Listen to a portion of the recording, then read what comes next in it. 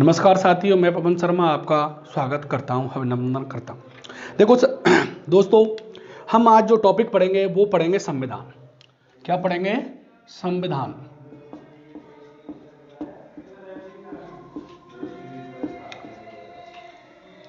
देखिएगा, क्या पढ़ेंगे? संविधान। तो भाई संविधान होता क्या है? सबसे पहले जो हम संविधान पढ़ रहे हैं तो संविधान होता क्या है, तो हम बात करेंगे भाई संविधान क्या होता है। तो देखो, संविधान कुछ होता है, एक किताब होता है। जिस तरह किताब में लेसन होते हैं उसी तरह संविधान में भाग होते हैं, पार्ट होते हैं। तो भाग कितने हैं? 22 है। जिस तरह पार्ट के अंदर, लेसन के अंदर जिस तरह से छोटे छोटे टॉपिक होते हैं, उसी तरह से संविधान में क्या होते हैं? अनुच्छेद होते हैं। तो अभी बात करें संविधान में कितने अनुच्छेद हैं? 395। कितने अनुच्छेद है? 395। तो संविधान एक किताब जैसा होता है, परंतु वो किताब कैसी? जिसमें ऐसे नियम हैं जिससे देश की शासन व्यवस्था चलाई जाती है, ऐसे मान्य नियम है, वैधानिक नियम है, कानूनी नियम है जो कैसे वैलिड है। एक ऐसी वैलिड किताब जिससे देश की शासन व्यवस्था चलाई जाती है, जिसमें उसके नियमों का उल्लेख होता है, वह होता है संविधान। जिसमें किसका उल्लेख होता है? नियमों का। उसमें लोगों के क्या क्या अधिकार होंगे, लोग और सरकार के बीच कैसे कैसे संपर्क होगा, क्या क्या अधिकार होंगे, इसका उल्लेख किसमें होता है? संविधान में। लोगों के क्या अधिकार होंगे, क्या कर्तव्य होंगे, हमारा जो सरकार होगी कैसी होगी, लोकतंत्र होगा या राजतंत्र होगा, राष्ट्रपति का चुनाव कौन होगा, कैसे होगा, राष्ट्रपति की क्या योग्यता होंगी, हमारी कौन कौन सी सरकार होंगी, हमारा गणतंत्र होगा या राजतंत्र होगा। तो इस तरह की जहां पर नियम कायदे जिस बुक में लिखे होते हैं, जिस किताब में लिखे होते हैं, वही क्या कहलाता है? संविधान। देखो, अब बात करेंगे संविधान होता क्या है, एक परिभाषा के रूप में देखेंगे अभी। तो हम बात करें कि संविधान विश्व में दो तरीके का मिलता है। हमारा संविधान विश्व में कैसा मिलता है? दो तरीके का। नंबर 1, लिखित संविधान, लिखित। और नंबर 2, अलिखित संविधान। नंबर 2 कैसा? अलिखित, अलिखित संविधान। अगर बात करें लिखित संविधान, तो अगर विश्व में पहली बार कोई संविधान लिखा गया था, तो विश्व में पहला संविधान किसका है? लिखित। विश्व में पहला लिखित संविधान, लिखित संविधान किसी का है तो वो है अमेरिका। किसका है? अमेरिका का संविधान लिखा गया था, जो 4 जुलाई 1776 को अमेरिका स्वतंत्र हुआ, और 1787 में उसने संविधान बनाया और 89 में उसका लागू हो गया। अगर बात करें अपने एशिया महाद्वीप में, एशिया में पहला लिखित संविधान, एशिया में, तो वो था जापान। कौन है साहब? जापान का संविधान एशिया महाद्वीप में लिखित पहला संविधान है। अगर बात करें नवीनतम लिखित संविधान, नवीनतम लिखित संविधान, यानी हाल ही में कौन से देश का संविधान लिखा गया है, तो वो है अपना नेपाल, 2009 में नेपाल का संविधान। तो सबसे पुराना अमेरिका का, विश्व में पहली बार, सबसे नवीनतम नेपाल का, और एशिया महाद्वीप में पहला लिखित संविधान किसका है? जापान का। आगे चर्चा करें अपने भारत का, तो पढ़ेंगे भारत का भी संविधान कैसा है? लिखित है। ऑस्ट्रेलिया का संविधान भी कैसा है? लिखित है। अधिकांश देशों का संविधान कैसा है? लिखित है। अब बात करें, वैसे कई देशों का अलिखित है, परंतु जो संभावना रहती है पूछने की, वो अगर बात करें अलिखित संविधान किस देश का है, तो उसका नाम आता है ब्रिटेन। ब्रिटेन का संविधान कैसा है? अलिखित, जिसे यूके कहते हैं। अब देखो, ब्रिटेन का संविधान कैसा है? अलिखित है। परंतु अगर आप बात करोगे कि भाई हमने नागरिकता कहां से ली, नागरिकता जो हमने ग्रहण की है वो कहां से ग्रहण की है, तो आपका आंसर होगा ब्रिटेन से ग्रहण की है। आप कहोगे भाई संसदीय शासन प्रणाली हमसे कहां से ग्रहण की है, तो जो संसदीय शासन प्रणाली हमने कहां से ग्रहण की है, वो भी ब्रिटेन से ग्रहण की है। देखो, एक तरफ कह रहे हैं कि ब्रिटेन का संविधान कैसा है? अलिखित है, और दूसरी तरफ हम कह रहे हैं कि भाई ब्रिटेन का संविधान कैसा है? अलिखित है, और हम कह रहे हैं फिर कि हमने नागरिकता ब्रिटेन से ग्रहण की है, हमने संसदीय शासन प्रणाली ब्रिटेन से ग्रहण की है। तो देखो दोस्तों, या तो ब्रिटेन का संविधान अलिखित है तो वहां से हम ये ग्रहण नहीं कर सकते, और ग्रहण कर रहे हैं तो वो लिखित है। यानी मैं अगर ऐसे कहूं कि भाई इस बुक से, ये बुक खाली है, मैं ऐसे कहूं कि जो बुक है वो क्या है, बिल्कुल खाली है, और एक इंसान से तो मैंने ये कह दिया कि ये बुक खाली है, और दूसरे इंसान से कह रहा हूं ये कि इस बुक से मैंने ये सीखा है, तो इनमें से एक बात सत्य होगी। कैसे भाई, जब बुक खाली है तो मैं सीख नहीं सकता, और सीखा हूं तो बुक में कुछ कुछ लिखा होगा। तो परंतु यहां के संदर्भ में दोनों बात सही है कि ब्रिटेन का संविधान अलिखित भी है और हमने ये सब उससे लिया है। तो भाई ब्रिटेन के संविधान को फिर अलिखित क्यों मानते हैं? अब बात आती है कि ब्रिटेन के संविधान को अलिखित क्यों मानते हैं। तो देखो साहब, जैसे हम बात करें कि भारत के संविधान को, जो हमारा भारत का संविधान था, भारत का जो संविधान था, इस संविधान को किसी संविधान सभा ने बनाया, संविधान सभा ने बनाया, किसी निश्चित लोगों ने बनाया, निश्चित टाइम में बना और निश्चित स्थान पर बना। यानी भारत की जो संविधान है इसको संविधान सभा ने बनाया। इस संविधान सभा में 389 लोग थे, इसको सभी चर्चा करेंगे अभी आगे। हमारा संविधान 2 वर्ष 11 माह 18 दिन में बना, 2 वर्ष 11 माह 18 दिन में बना। सेंट्रल हॉल में बनाया। संविधान को बनाने में काफी खर्चा आया, समय लगा। तो हमारा संविधान यानी किसी संविधान सभा ने बनाया है, निश्चित टाइम पे बनाए, निश्चित सदस्यों ने बनाया है। परंतु दोस्तों, ब्रिटेन का संविधान ना तो किसी संविधान सभा ने बनाया, ना ही निश्चित लोगों ने बनाया, ना ही निश्चित स्थान पर बना। तो फिर कैसे बना? यानी हम ऐसे तो नहीं कह सकते कि ब्रिटेन का संविधान किसी बुक में लिखा हुआ नहीं है या लिपिबद्ध नहीं है। तो क्या है फिर? देखो, ब्रिटेन का जो संविधान है वहां पे क्या राजशाही शासन था, तो ब्रिटेन का संविधान धीरे धीरे विकसित हुआ है। क्या हुआ है? धीरे धीरे विकसित हुआ है। वहां पे क्या संसदीय अधिनियम है, संसदीय नियम है, उनके अनुसार वहां शासन व्यवस्था चलती है। तो हम कह सकते हैं कि ब्रिटेन का संविधान क्रमबद्ध रूप से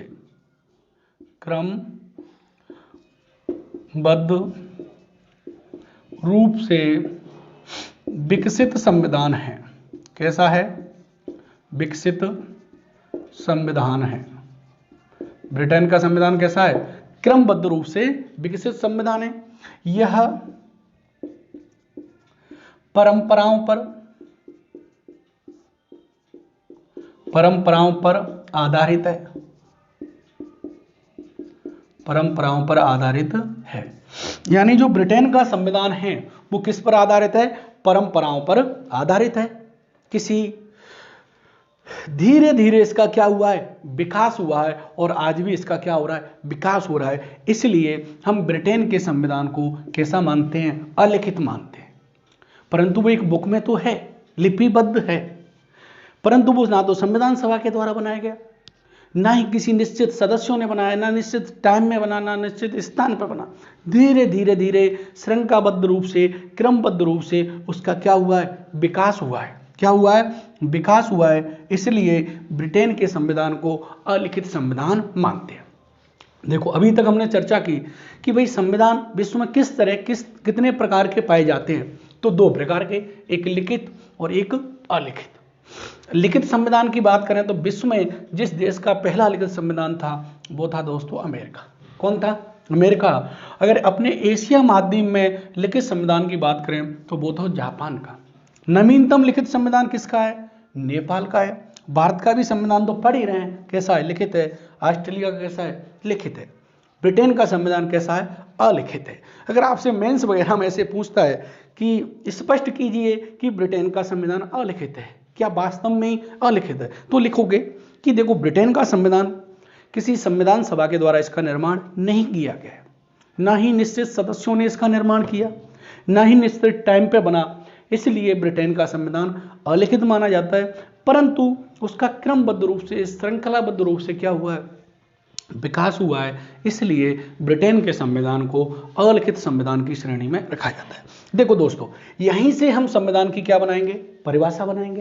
क्या बनाएंगे? परिभाषा कि संविधान किसे कहते हैं। तो देखो कैसे बनाएंगे। लिखित व अलिखित नियमों का ऐसा समूह, यानी लिखित व अलिखित नियमों का ऐसा समूह जिससे किसी देश की शासन व्यवस्था चलाई जाती है, उसे क्या कहते हैं? संविधान कहते हैं।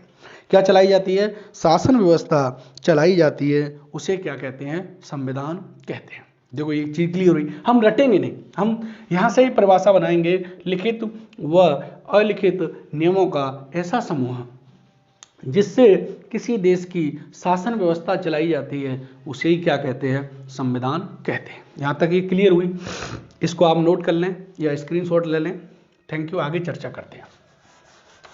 देखो साहब, अब बात करें कि हमारे भारत में संविधान बना कैसे, तो थोड़ी सी हम हिस्ट्री में जाकर के इसकी क्या करते हैं? चर्चा करते हैं। देखो साहब, हमारे यहाँ अंग्रेज आए 1600 ईस्वी में और धीरे धीरे वो क्या करने लगे? शासन करने लगे। और उन्होंने भारत में पहली बार 1773 के एक्ट में पहली बार लिखित कानून की क्या की? शुरुआत की। किसकी शुरुआत की? लिखित कानून की शुरुआत की। परंतु देखा जाए तो भारत में जैसे उन्होंने अपने अंग्रेज ब्रिटिश सरकार अधिनियम लाती जा रही थी, तो 1700 में पहली बार लिखित कानून की शुरुआत की और वो धीरे धीरे यहाँ पर शासन कर रही थी भारत में। इसी बीच भारतीयों ने स्वतंत्रता आंदोलन कर रहे थे और अपने संविधान की क्या कर रहे थे? मांग कर रहे थे। कह रहे थे कि हमारा एक संविधान होना चाहिए और उसी संविधान के अनुसार शासन चलाना चाहिए। तो यहीं से अगला पॉइंट बनता है कि संविधान की मांग। क्या पॉइंट बनता है? संविधान की मांग। तो हमारा टॉपिक बनता है संविधान की मांग।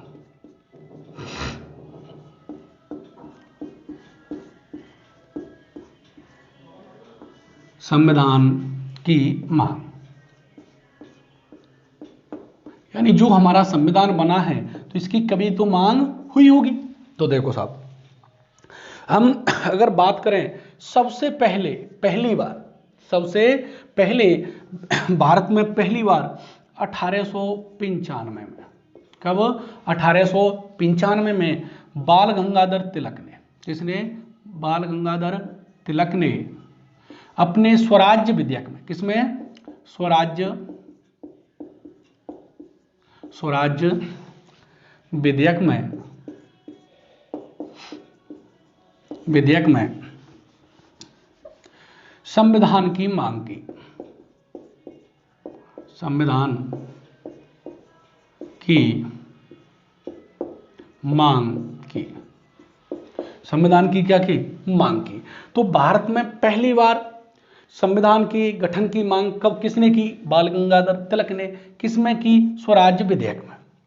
ठीक है साहब, किसने की? बाल गंगाधर तिलक ने। कब की? 1895 में। अगर हम देखें तो यह पहली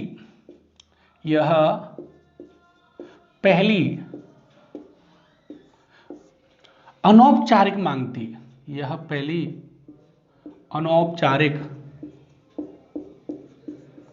अनौपचारिक मांग थी,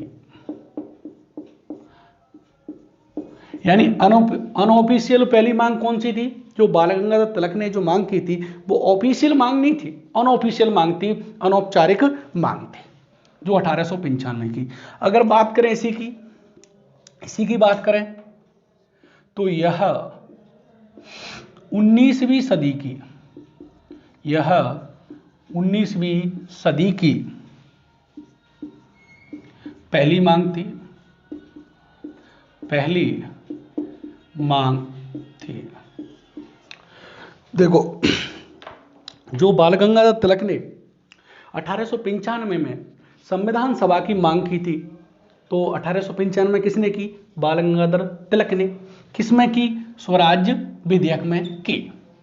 तो जो 1895 में बाल गंगाधर तिलक जी ने जो मांग की थी उसे पहली अनौपचारिक मांग कहा जाता है। कैसी? अनऑफिशियल मांग कहा जाता है। तो इसी मांग को देखो 1895 मतलब ये कौन सी शताब्दी है? 19वीं सदी है। तो यह 19वीं सदी की पहली मांग थी। जैसे ऑप्शन में आता है कि 19वीं सदी की पहली मांग कौन सी थी, तो अब लड़के क्या है कि गांधी जी लगाते हैं इसका आंसर, क्योंकि 1922 में किसने मांग की थी? अभी देखेंगे, गांधी जी ने की थी।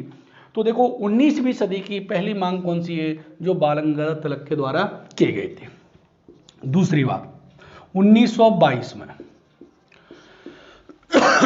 1922 में गांधी जी ने कहा कि भारतीय अपने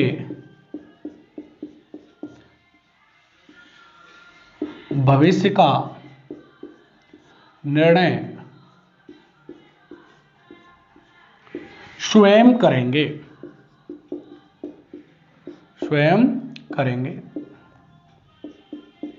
अर्थात इसके माध्यम से गांधी जी क्या कहते हैं कि जो संविधान सभा होगी वो भारतीयों के द्वारा निर्मित होगी, उसमें केवल कौन होंगे, भारतीय होंगे। गांधी जी कहते हैं कि जो भारतीय संविधान सभा होगी उसमें केवल कौन होंगे, भारतीय, यानी अपने भविष्य का निर्णय स्वयं करेंगे। यानी जो संविधान सभा होगी उसमें भारत कौन होंगे, केवल भारतीय लोग होंगे और भारतीयों के अलावा कोई नहीं होगा। ये बात किसने कही, गांधी जी ने कही। अगर इसके बाद हम तीसरा पॉइंट, यहीं से अगर देखें तो यह 20वीं सदी की पहली मांग थी। 20वीं सदी की पहली मांग थी। देखो 19वीं सदी की पहली मांग जो 1895 तिलक जी ने की, और 20वीं सदी की पहली मांग कौन सी है, जो गांधी जी ने की थी। अगर इसके अलावा हम देखें तो देखो दोस्तों 1924 में 1924 में मोतीलाल नेहरू ने मांग की।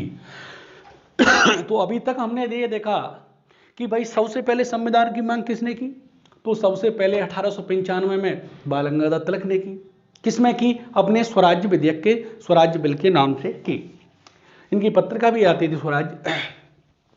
तो यह कैसी मांग थी, पहली अनऑफिशियल मांग थी, अनौपचारिक मांग थी। इसके अलावा देखें यह 19वीं सदी की कैसी मांग थी, पहली मांग थी। इसके अलावा देखें 1922 में किसने मांग की, गांधी जी ने मांग की, और यह 20वीं सदी की पहली मांग थी। इसके अलावा 1924 में मोतीलाल नेहरू ने संविधान की क्या की, मांग की। अब देखो थोड़ी सी अभी और 3 पॉइंट हो गए, यहां तक आगे चर्चा करते हैं।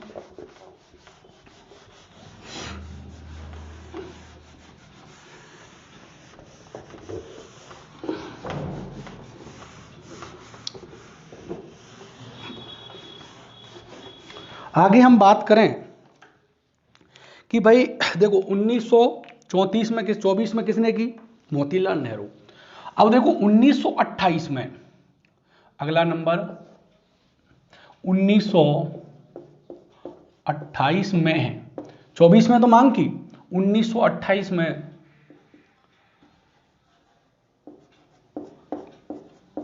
मोतीलाल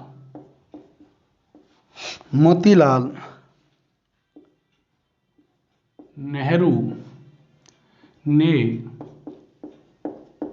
संविधान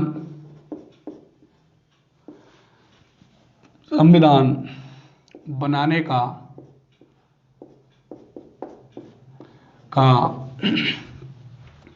प्रयास किया,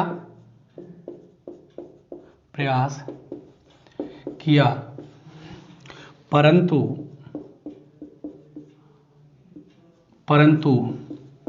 वे असफल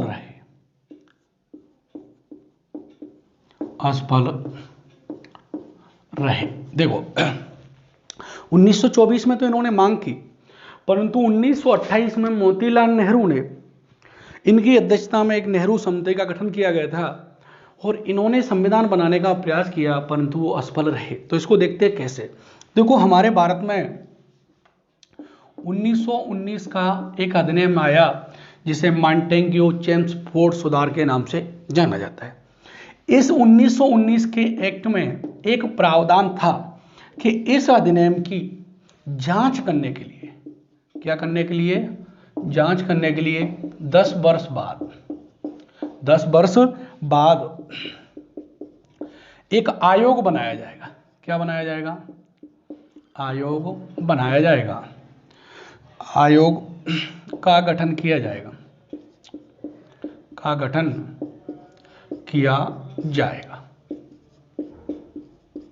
यानी 1919 के अधिनियम में यह प्रावधान था कि 1919 के अधिनियम की जांच करने के लिए एक आयोग का गठन किया जाएगा कि जो 1919 का अधिनियम है अपने उद्देश्यों में कितना सफल हुआ, कहां तक सफल हुआ, इसकी जांच करने के लिए ब्रिटिश सरकार एक आयोग का क्या करेगी? गठन करेगी और आयोग यह पता लगाएगा।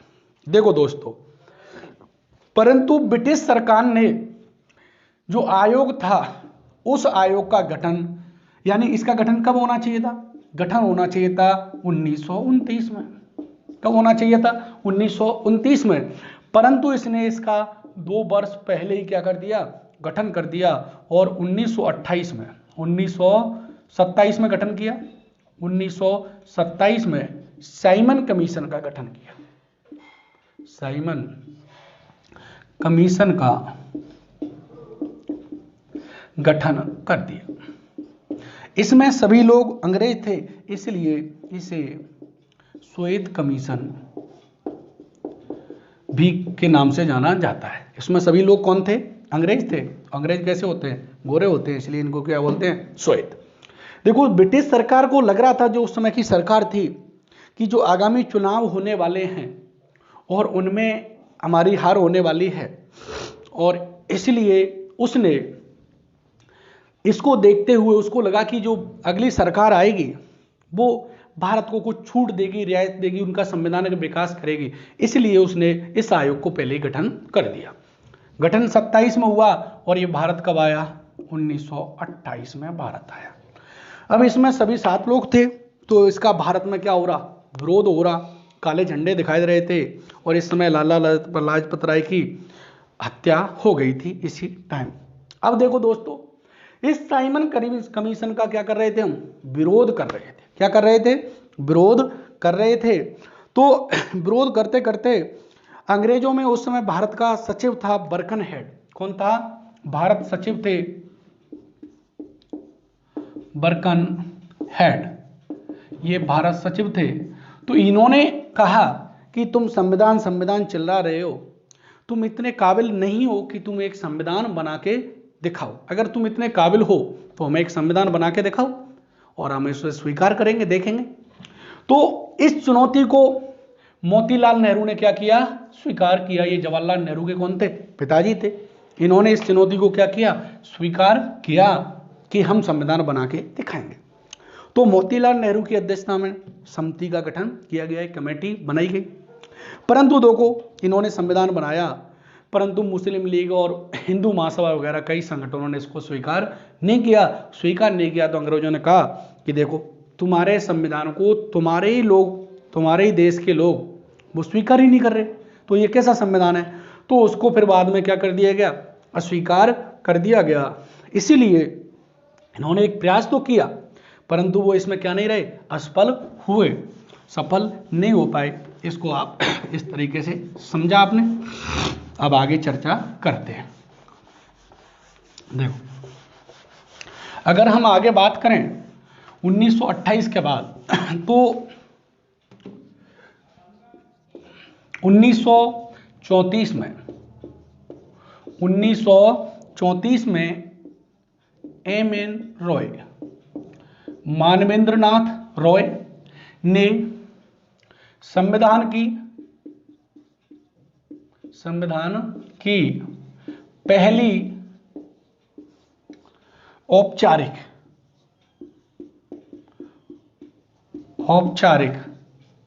मांग की। देखो, औपचारिक आए तो औपचारिक रूप से पहली मांग किसने की? M.N. रॉय, मानवेंद्र नाथ रॉय। इस साम्यवादी दल से संबंधित थे।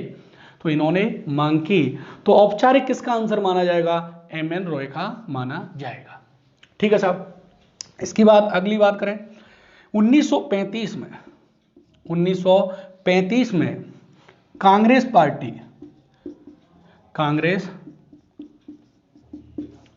पार्टी की ओर से मांग की गई। तो हम बात करें कांग्रेस पार्टी ने पहली बार मांग कब की? 1935 में। कांग्रेस का आंसर आपको क्वेश्चन आता है कि संविधान की मांग कांग्रेस ने पहली बार कब की, तो इसका आंसर क्या होगा दोस्तों? 1935 में। इसके बाद कांग्रेस का 1936 में 2 जगह अधिवेशन हुए, फैजपुर और महाराष्ट्र में, और इन दोनों जगह भी इसकी मांग को दोहराया गया। इसके बाद अगला पॉइंट आता है नंबर 7 कि 1938 में पंडित नेहरू, देखो जो मोतीलाल नेहरू है ना, मोतीलाल नेहरू पंडित जवाहरलाल नेहरू के पिताजी थे। पंडित नेहरू या जवाहरलाल नेहरू ने कहा कि संविधान सभा का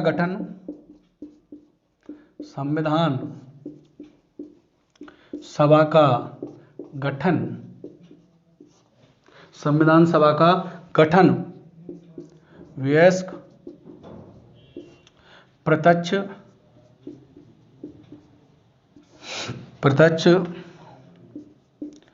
मताधिकार के आधार पर किया जाएगा। प्रत्यक्ष पंडित जवाहरलाल नेहरू ने कहा, जेएल नेहरू ने कहा कि भारतीय संविधान सभा होगी, उसका गठन वयस्क प्रत्यक्ष मताधिकार के आधार पर किया जाएगा। देखो हम बात करें अभी तक इसको समझेंगे कि वयस्क क्या होता है, प्रत्यक्ष मताधिकार क्या होता है।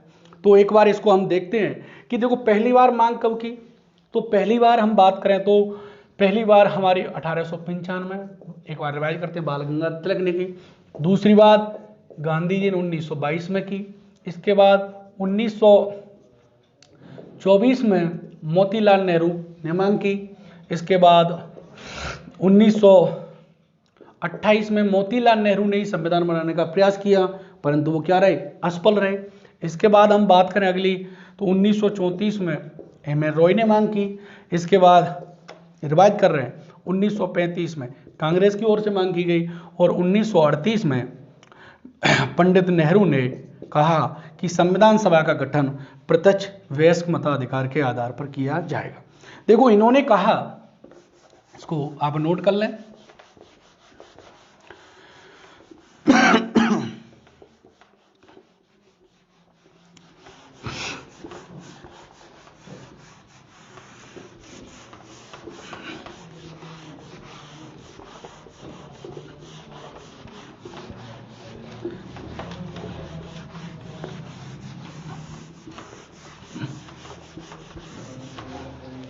देखो इसी पॉइंट को समझते हैं।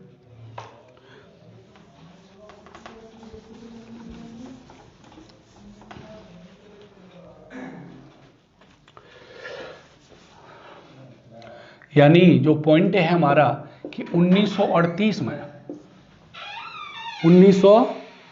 में किसने? पंडित नेहरू ने, पंडित जवाहरलाल नेहरू, जेएल नेहरू ने 2 बात कही। नंबर एक कि जो संविधान सभा का निर्माण वयस्क प्रत्यक्ष मताधिकार के आधार पर किया जाएगा। तो देखो हम देखते हैं कि वयस्क क्या होता है, तो हमें पहले ये देखना होगा कि वयस्क क्या होता है। देखो वयस्क का मतलब है कि बिना किसी भेद भाव के एक व्यक्ति एक व्यक्ति एक वोट को ही वयस्क मताधिकार कहते हैं।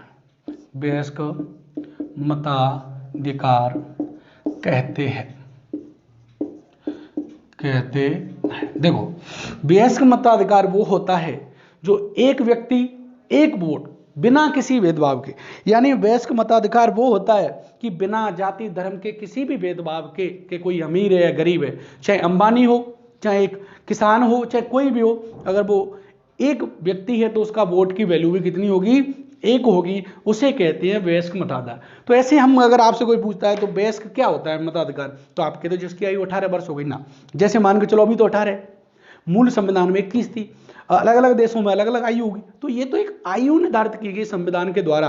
बाकी वयस्क का मतलब है कि बिना किसी भेदभाव के एक व्यक्ति एक वोट को ही वयस्क मताधिकार कहते हैं। मूल संविधान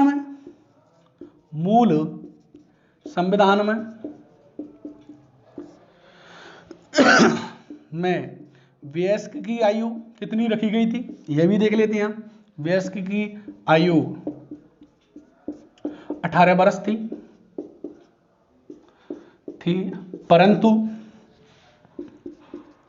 परंतु इसे 61वां संविधान संशोधन 1989 के द्वारा 18 वर्ष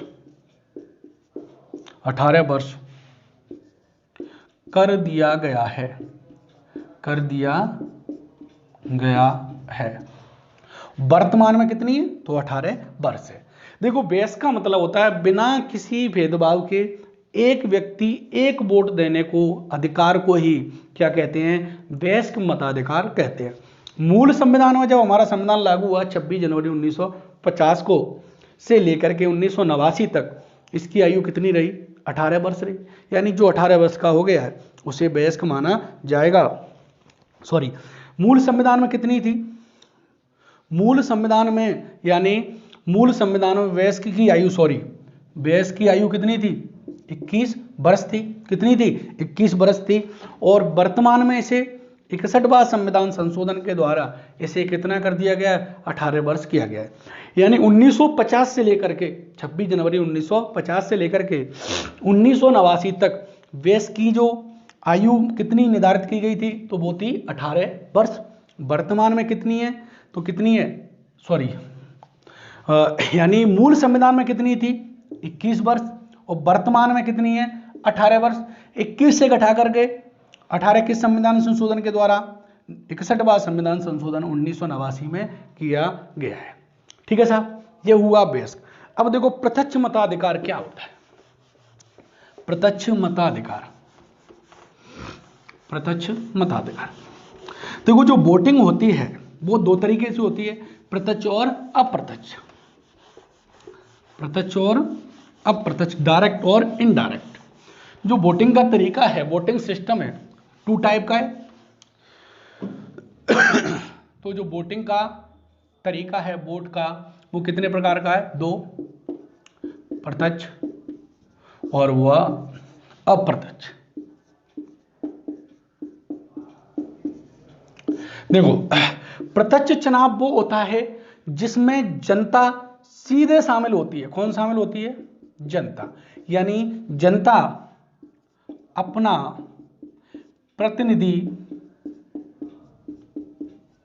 प्रतिनिधि स्वयं चुनती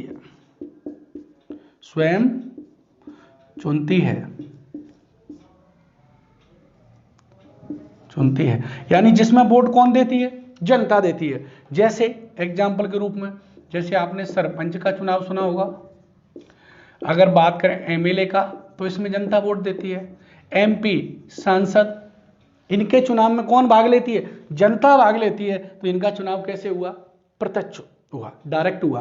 अप्रत्यक्ष चुनाव क्या होता है, देखो जैसे जनता ने एमपी और एमएलए को चुनकर भेज दिया।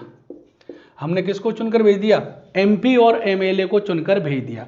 अब ये एमपी और एमएलए किसको चुनेंगे, राष्ट्रपति और उपराष्ट्रपति, यानी राष्ट्रपति और उपराष्ट्रपति के चुनाव में जनता शामिल नहीं होती, परंतु कौन शामिल होते हैं? जनता के प्रतिनिधि। यानी जनता ने किसको चुना? एमपी और एमएलए को। जनता ने किसको चुना? इनको चुना। अब इन्होंने आगे किसको चुना? राष्ट्रपति उपराष्ट्रपति को। तो अप्रत्यक्ष चुनाव वो होता है जिसमें जनता द्वारा चुने हुए प्रतिनिधि जब किसी को चुनते हैं तो वो इलेक्शन कैसा कहलाता है? अप्रत्यक्ष कहलाता है। कैसा कहलाता है? यानी जिसमें जनता शामिल नहीं होती, जिसमें जनता शामिल होती है उसे कैसा कहते हैं? प्रत्यक्ष। जब जिसे जनता स्वयं चुनती है अपना प्रतिनिधि तो वैसा कैसा होता है? प्रत्यक्ष होता है। और जब जनता के चुने हुए प्रतिनिधि किसी को चुनते हैं तो वो कैसा कहलाता है? अप्रत्यक्ष चुनाव कहलाता है। और अप्रत्यक्ष चुनाव होता है वो बड़े बड़े देशों में या जिसकी जनसंख्या क्षेत्रफल बहुत ज़्यादा हो। जैसे लोकतंत्र की बात करें तो लोकतंत्र भी दो प्रकार का होता है, डायरेक्ट और इनडायरेक्ट। डायरेक्ट यानी प्रत्यक्ष लोकतंत्र वो होता है जिसमें जिसका क्षेत्रफल बहुत कम हो, जनसंख्या बहुत कम हो, जिसमें एक ही जाति एक ही धर्म के लोग रहते हों, तो वो अपना शासन स्वयं चलाते हैं, उसे प्रत्यक्ष लोकतंत्र कहते हैं। जो अप्रत्यक्ष लोकतंत्र जैसे भारत है, अमेरिका है, बड़े बड़े देश हैं, तो जनता द्वारा चुने हुए प्रतिनिधि जब सरकार चलाती है, शासन करते हैं, उसे क्या कहते हैं? अप्रत्यक्ष लोकतंत्र कहते हैं। देखो अब ये हुई बात ये यहाँ तक कि भाई संविधान किसे कहते हैं। अभी तक हमने ये देखा, तो संविधान किसे कहते हैं? तो हमने देखा कि भाई लिखित और अलिखित नियमों का ऐसा समूह। हमने देखा कि भाई संविधान की परिभाषा क्या देखी स्टार्टिंग में, कि लिखित और अलिखित नियमों का ऐसा समूह जिससे किसी देश की शासन व्यवस्था चलाई जाती है, उसे क्या कहते हैं? संविधान कहते हैं। हमने देखा कि संविधान कितने प्रकार के होते हैं? दो प्रकार के, लिखित और अलिखित। फिर हमने देखा कि लिखित संविधान किसका है, तो हमने देखा कि ब्रिटेन का संविधान कैसा है? अलिखित। और विश्व में पहला लिखित किसका है? अमेरिका का। भारत का कैसा है? लिखित है। अगर बात करें एशिया में पहला लिखित संविधान किसका है? जापान का है। इस तरीके से ब्रिटेन के संविधान को अलिखित क्यों मानते हैं? क्योंकि उसका किसी संविधान सभा वगैरह ने इसका निर्माण नहीं किया है, इसलिए ब्रिटेन के संविधान को क्या मानते हैं? अलिखित मानते हैं। आगे हमने देखा कि संविधान की मांग कब कब कैसे कैसे की, तो हमने देखा 1895 से इसकी मांग शुरुआत हुई और 1938 तक इसकी मांगें होती रही। इसके बाद हम देखते हैं, देखो ये मांग हम भारतीय कर रहे हैं। कौन कर रहे हैं? भारतीय। तो भारतीय 1895 से लेकर के मांग कर रहे हैं और अंग्रेज हमारी मांग को स्वीकार नहीं कर रहे, उन्होंने कोई ध्यान नहीं दिया। तो देखो सवाल जो पूछा जाएगा वो ये पूछा जाता है ज्यादातर एग्जाम में कि भाई अंग्रेजों ने पहली बार संविधान की मांग को कब स्वीकार किया। सवाल क्या बनता है कि अंग्रेजों ने पहली बार संविधान की मांग को कब स्वीकार किया, तो उसका नाम होगा अगस्त प्रस्ताव। क्या होगा साहब? अगस्त प्रस्ताव।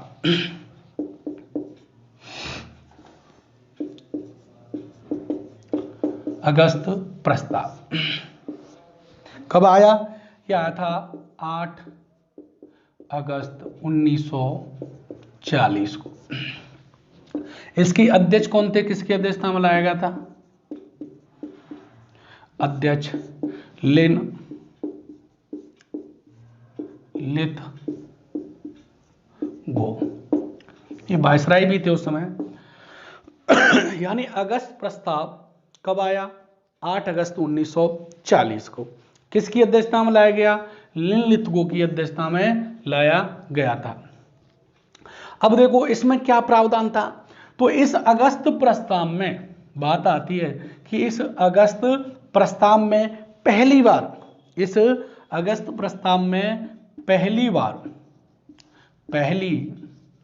बार अंग्रेजों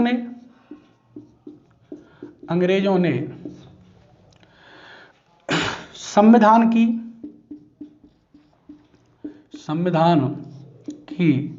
निर्माण की मांग को स्वीकार किया।